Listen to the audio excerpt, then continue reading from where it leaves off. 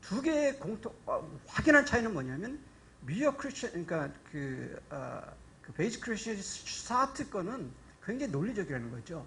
그렇잖아요. 우리가 읽어보시면 여러분 논리적이고 심플하고 단순하고 아주 핵심을 찌릅니다.